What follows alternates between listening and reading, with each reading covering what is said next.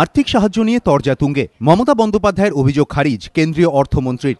রাজ্যের বেহাল আর্থিক দশা প্রসঙ্গে বারবার কেন্দ্রকে কাঠগড়ায় তুলেছেন মমতা বন্দ্যোপাধ্যায়।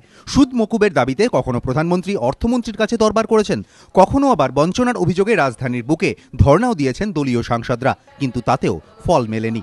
চড়াসুর অব্যাহত রেখে সম্প্রতি একাধিক অনুষ্ঠানে সরাসরি কেন্দ্রের বিরুদ্ধে বৈষম্যমূলক আচরণের অভিযোগ করেছেন মুখ্যমন্ত্রী। এবার মুখ্যমন্ত্রী সেই অভিযোগ সরাসরি খারিজ করে দিলেন পি চিদম্বরম। গভর্নমেন্টের ইনকাম 21,000 কোটি টাকা, আর কেন্দ্রীয় সরকার আমাদের না জানিয়ে ডাইরেক্ট কেটে নিয়ে চলে যাচ্ছে 25,000 কোটি টাকা। কারণ সুদ থাকলে সুদটা যতক্ষণ পুরো শোধ না হয় লাফি বাড়ে। আগের বছরে দিয়েছি 21,000 কোটি টাকা, এবছরে আমরা 12,000 কোটি টাকা ইনকাম বেশি করলাম, কিন্তু 5,000 কোটি টাকা তার থেকে কেটে নিয়ে পালিয়ে গেল। বুঝুন অবস্থা। Charge of discrimination is wrong and I reject the charge.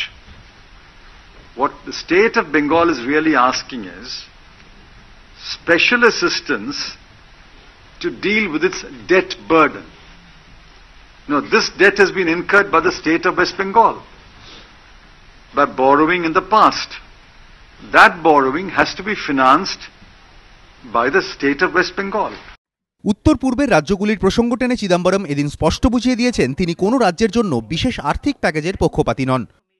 See, I have never favored this idea of special packages for each state.